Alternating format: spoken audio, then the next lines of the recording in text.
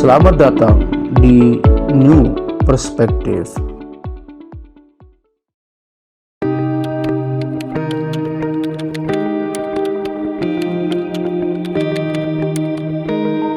Assalamualaikum warahmatullahi wabarakatuh. Kembali lagi di New Perspective. Seperti biasa kita akan membedah atau membahas berbagai isu terbaru dari perspektif yang baru. Tentunya dengan Dr. Saiful Hamdi, pengamat politik Universitas Mataram, dan juga Mas Yani selaku pengamat politik di Nusa Tenggara Barat. Berkaitan dengan Pilpres lagi nih, nggak henti-hentinya kita berbicara tentang Pilpres 2024. Kita ketahui bahwa Perindo dan PDIP sudah membangun koalisi di pusat. Dan pada tahun yang sama akan diadakan juga pilkada serentak di tahun 2024 masuk di Nusa Tenggara Barat. Nah, melihat posisi koalisi di pusat Perindo dan juga PDIP, apakah potensi koalisi di NTB dalam pilkada 2024 juga mungkin terjadi atau terwujud antara PDIP dengan Perindo? Menurut pandangan Dr. Saiful, seperti apa? Ya, terima kasih banyak Mas Ipan. Mungkin sebelum kita membahas arah koalisi ke depan ya antara Perindo dan PDIP terutama di dalam konteks NTB, saya kira saya ingin berkomentar tentang situasi politik lah di NTB ini. Sepertinya kok semakin meredup begitu. Tidak banyak calon-calon yang muncul dari partai politik maupun dari tokoh-tokoh masyarakat yang mencoba untuk berkontestasi. Padahal kan selain jalur partai kita punya jalur independen. Masyarakat bisa memanfaatkan untuk bisa berkontestasi di pilkada NTB. Nah, yang masih kuat kalau kita lihat dari hasil survei terakhir ya, terutama misalkan yang dirilis oleh kedai kopi kalau nggak salah ya, dan beberapa survei yang lain, memang kekuatan Bang Zul sama Bu Rohmi masih kuat Sebagai pasangan jika head to head dengan calon-calon lain. Jadi mereka masih tinggi. Nah, kita tidak tahu ke depan ini, walaupun ya kita dengarkan sepertinya PKS dan NWDI udah saling menguji gitu, nggak mau lepas. Tapi ya namanya politik ini tidak tahu ke depan, bisa saja formasi itu berubah, misalkan Bu Rohmi dicalonkan menjadi gubernur, bisa jadi ya. Iya. Nah, apalagi kalau kita melihat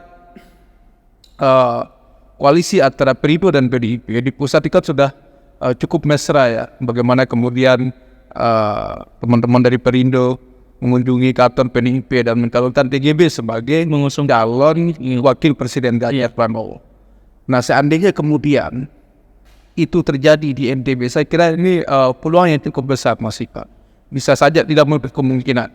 Kan nanti dasar untuk dicalonkan gubernur dan calon wakil gubernur itu adalah hasil pileg di 2024. Nah, seandainya Perindo kemudian dengan kekuatan barunya, semangat barunya bisa meraih suara yang cukup signifikan, misalkan bisa saja dia berkoalisi dengan PDIP yang sudah mengantongi 4 suara. Ya tentu di NTB memang PDIP sedikit ini ya mengalami penurunan suaranya di pileg kemarin. Jadi menurut saya kalau misalkan Perindo dan PDIP bergabung ya untuk mengusung calon gubernur dan wakil gubernur, ini sangat memungkinkan. Karena bagaimanapun yang punya kekuatan basis massa terbesar termasuk di NTB misalkan terutama NWDI. Jadi NWDI ini ada 2000 bajang dan followersnya yang cukup kuat itu militansinya. Seandainya kemudian Bu Rohmi ditarik menjadi NTB saat ini, saya kira konstelasi dan kontestasinya akan semakin seru begitu. Tidak seperti yang kita lihat sekarang ini, sepertinya ada ketakutan dan tokoh-tokoh lain untuk bersaing dengan Zoborjon. Ya itu yang sebenarnya juga sangat memungkinkan kemudian Perindo dan PDIP bisa bersinergi ya, bisa melanjutkan koalisi di tingkat daerah. Ya. Kalau menurut Dr. Saiful tadi mungkin untuk terjadi Mas Yani koalisi ini dengan catatan di Pileg 2024 kedua partai ini mendapatkan suara yang signifikan dengan perubahan-perubahan baru gitu. Kalau dari pandangan Mas Yani seperti apa? Ya, artinya kalau kita melihat konstelasi yang ada hari ini memang seperti apa yang dikatakan oleh Pak Dr. Saiful Hamdi, kontestasi menuju Pilkada NTB 2024 ini agak redup gitu. Kalau saya melihatnya memang disebabkan oleh masing-masing kandidat maupun partai politik ini masih menunggu hasil raihan suara di Pileg 2024. Karena seperti yang kita ketahui bahwa hasil Pileg 2024 yang digelar pada bulan Februari itu akan menjadi acuan daripada partai politik maupun kandidat-kandidat yang ada untuk mengukur kekuatan dirinya begitu untuk maju di Pilkada NTB. Nah, termasuk ketika kita bicara bagaimana peluang koalisi antara PDIP dan Perindo, apakah bisa berlanjut di Pilkada NTB setelah mereka berkoalisi di Pilpres 2024? Saya kira itu sangat mungkin, terbuka lebar begitu. Artinya jika raihan suara Perindo ini cukup bagus, artinya misalnya mereka dapat 8 kursi atau 10 kursi lah begitu, itu sangat menjadi posisi yang tawar kuat bagi Perindo untuk bagaimana membangun koalisi. Artinya dengan kondisi raihan seperti itu maka sangat mungkin Perindo itu akan menjagokan kader terbaiknya untuk maju menjadi orang nomor 1 bukan menjadi orang nomor 2. Nah, kalau kita lihat saat ini memang potensi kader terbaik Perindo untuk dimajukan sebagai calon gubernur maupun calon wakil gubernur di Pilkada 2004 itu kan ada Ibu Rohpi yang kita tahu sendiri adalah menjabat sebagai ketua Dewan Pertimbangan DPW Partai Perindo NTB begitu. Nah, begitupun juga PDIP begitu. Ketika PDIP raihan suaranya mungkin cukup bagus, artinya mungkin lebih meningkat dari Pileg sebelumnya.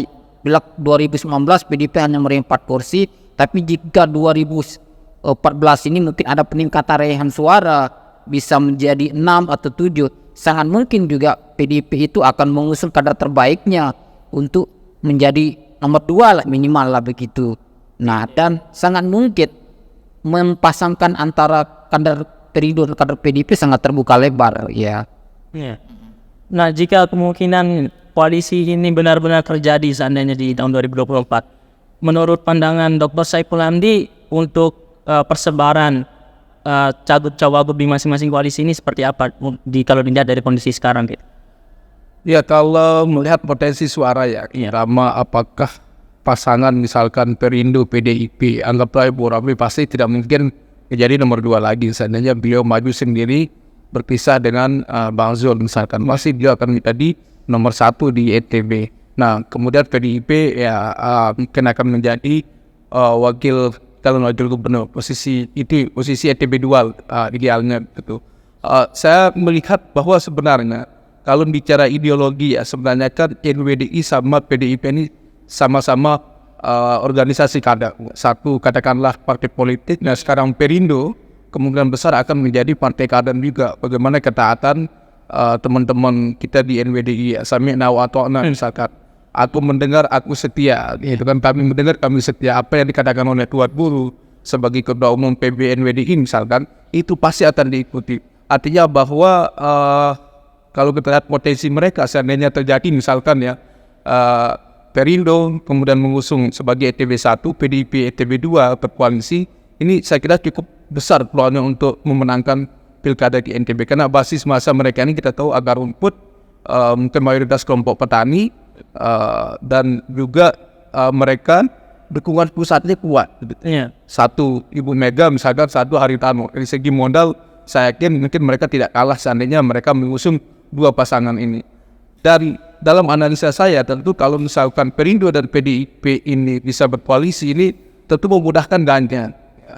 Selama ini kan kita lihat kemarin ada konflik ya, kader-kader PKS menyerang DJB misalkan, dianggap sebagai tokoh yang bersekutu dengan iblis dan lain-lain karena beliau di Perindo. Tapi apa yang terjadi kan reaksi keras luar biasa dari masyarakat kita, terutama teman-teman RWDI, pemuda RWDI tidak menerima. Nah, berbeda cerita misalkan kalau Perindo bergabung dengan PDIP, ini satu suara, satu perjuangan, kemudian mereka juga bisa sebarannya lebih kuat dibanding kemudian Perindo berkoalisi dengan PKS. Saya kira mereka sudah matang berkoalisi dengan PKS. Tapi saya lihat gontokan-gontokan ya antara kader kegaduhan yang ada ini pasti akan sulit dihindari karena keduanya mendukung calon presiden yang berbeda. Seandainya ditarik ke NTB, koalisi ini akan sangat produktif kalau saya lihat. Ya. Saya mungkin lanjut. Kalau kita bicara kader ya, baik Perindo maupun PDIP, jika memang koalisi ini betul-betul terwujud, saya kira masing-masing punya kader yang layak untuk bisa diajukan untuk menjadi pasangan calon gubernur maupun calon wakil gubernur. Misalnya di Partai Nasdem ada Ibu Rohmi yang paling potensial untuk dimajukan sebagai calon gubernur. Di PDIP ada sejumlah kader yang sangat potensial baik secara geopolitik, secara pengalaman maupun secara kaderisasi untuk menjadi wakil gubernur. Misalnya Pak Ruslan Turmuzi, beliau adalah anggota DPR di NTB 6 periode dan selama ini juga beliau dari Lombok Tengah, tapi Lombok Tengah. Artinya jika duet Ibu Rohmi dan Ruslan Turmuzi ini akan sangat menjadi kekuatan yang layak untuk diperhitungkan jika memang betul terjadi koalisi antara Perindo dan PDIP gitu. Karena kalau kita ketahui bahwa jumlah pemilih terbesar itu kan ada Lombok Timur, jumlah pemilih terbesar kedua itu ada di Lombok Tengah. Nah, jika dua kekuatan ini disolidkan menjadi sebuah pasangan calon gubernur dan calon wakil gubernur, tentu ini akan menjadi kekuatan besar yang sangat potensial untuk bisa memenangkan Pilkada NTB 2024. Begitu juga ada lalu Budi Suryata, beliau adalah sekretaris DPD PDIP dan juga anggota DPR provinsi. Beliau dari beliau asli Lombok tapi memang dapil Sumbawa gitu. Dan secara geopolitik juga kalau ini dipasangkan juga bisa mewakili dua pulau ini, Lombok dan Sumbawa begitu. Ada juga Raden Nuna gitu. Artinya kalau saya lihat memang sangat-sangat terbuka peluang baik dari koalisi maupun dari kader sendiri untuk bersatunya dua partai ini berkoalisi di Pilkada TB 2024. Oke, mungkin terakhir berkaitan dengan potensi kemenangan dari koalisi ini kalau terbentuk. Kira-kira sebagai tandingan atau sebagai lawan tentu adalah calon gubernur dari gubernur petahana begitu. Jadi Pak Dokter, kira-kira pasangan yang kemungkinan sebagai pengganti Bu Rohmi seandainya Bu Rohmi maju sebagai cagup di koalisi yang lain begitu. Kira-kira siapa calon wakil gubernur yang potensial untuk menggantikan posisi Bu Rohmi, sekaligus apakah ini juga akan menutup kemungkinan calon gubernur dari kepala daerah yang sekarang sudah ada, dari bupati misalnya, melihat potensi kemenangan dua calon ini sudah cukup besar, apakah wah saya nggak maju aja deh melihat kekuatan yang seperti ini begitu. Gimana Dokter melihat? Kalau masyarakat ingin melihat ya bagaimana Pilkada NTB ini supaya lebih semangat ya, dinamis, kontestasinya lebih menarik ya, memang dua pejabat kita ini yang sekarang yang jabat sebagai gubernur dan wakil gubernur itu kalau terpisah mungkin lebih akan menarik ya, lebih menarik kontestasinya begitu, karena mereka ini kalau tetap bersama itu sulit dikalahkan. Ini kita jujur aja hasil survei menunjukkan gitu ya. Dan saya ingin mengulang sedikit, kalau selama ini NWDI dan PKS itu kalau berkoalisi selalu mereka beruntung lagi ya, sangat kuat karena ini sama-sama basis masanya adalah fanatisme. NWDI itu fanatisme kepada tokoh, tetapi kalau PKS kan fanatismenya kayak partai politik, kayak ke organisasinya ya. Sama kayak Salapi lah. Kalau Salapi kan dia tidak fanatik ke siapapun, ke tokoh, tetapi fanatik sama ajarannya kan. Nah, kita kembali ke PDIP. Sebenarnya kan PDIP ini agak mirip karakternya dengan PKS. Kalau PKS ini ya PDIP versi Islamnya lah kan begitu ya. Walaupun ya tentu banyak perbedaan-perbedaan secara historis. Cuman dari sisi pengkaderan, bagaimana kader-kader mereka sangat tegak lurus ya, mengikuti perintah. Seandainya kemudian ini bisa dikapitalisasi, Perindo dengan PKS ini saya yakin menjadi potensial luar biasa untuk memenangkan. Tadi Mas Ani sudah menyebut beberapa tokoh di PDIP sendiri ya, misalkan ada Raden Nuna dari KLU, kemudian ada Bau Budi dari Sumbawa, dan ini kemudian ada Pak Ruslan dari Lombok Tengah. Saya kira kalau kita lihat dari segi proporsi pendudukan ya, geopolitiknya memang saya kira Lombok Tengah, Lombok Timur seandainya disatukan dan suaranya tidak ada calon lain dari lot tim dan lot yang ini potensinya sangat besar. Ya. Nah sehingga kemudian ini PR besar nanti bahwa apakah kemudian mencari pendampingnya siapa. Saya kira ini menjadi pertarungan yang luar biasa. Cuman kan teman-teman kita di NWDI ini mereka masih tersandera dengan kepemimpinan perempuan. Ya saya tidak tahu apakah memang ada faktor historis di sini. Bagaimana teman-teman NWDI ini memandang perempuan sebagai pemimpin begitu kan. Nah, hasil survei dulu kenapa terlihat Bu Rohmi ini tidak maju, tidak dijadikan nomor 1 karena bahwa masyarakat Lombok menurut hasil survei itu tidak menginginkan perempuan menjadi pemimpin. Tetapi saya melihat perubahan besar ya dari sejak reformasi ini. Saya yakin bahwa masyarakat kita sudah terbuka. No one care apakah laki-laki atau perempuan. Ya. Kalau Ustadz Panji pun bilang bisa menyuruh perempuan jadi kasusnya yang Al-Zaitun itu, ya oke lah, itu kan menimbulkan perdebatan ya. Itu memang ada mazhabnya gitu. Tapi kalau menjadi gubernur kan nggak ada mazhabnya kan. Kalau Bu Rohmi maju, saya yakin justru masyarakat kita belum ada rekod ya, belum ada sejarah baru kita dipimpin oleh perempuan. Dan kita berharap NTB ini sentuhan-sentuhan perempuan juga bisa melengkapi begitu, karena selama ini kita sangat male perspektif ya, pembangunan kita jarang sekali kemudian kita menonjolkan unsur-unsur feminin di sini ya, termasuk misalkan dalam konteks pembangunan. Ini kan pemerintah perlu menyadari bahwa banyak itu investasi yang dibangun di Lombok ini untuk sirkuit dan lain-lain. Ada MXGP, ada WSBK yang kemudian dianggap menimbulkan kerugian sekian ratus miliar. Seandainya kita kalau misalkan digunakan untuk membangun katakanlah industri pengolahan cabai misalkan, luar biasa potensinya. Atau membantu teman-teman kita yang kekurangan. Ini kenapa nggak pernah kita berpikir ke sana? Selalu pikiran kita negara ini utuh, padahal negara nggak pernah utuh kalau mengadakan sebuah event pasti akan rugi. Ya, ini pengamatan saya. Artinya bahwa kalau pertanyaan tadi mungkin bisa saja Bang Zul harus menggait tokoh-tokoh yang lain seandainya Ibu Rohmi kemudian maju menjadi nomor 1 di RT.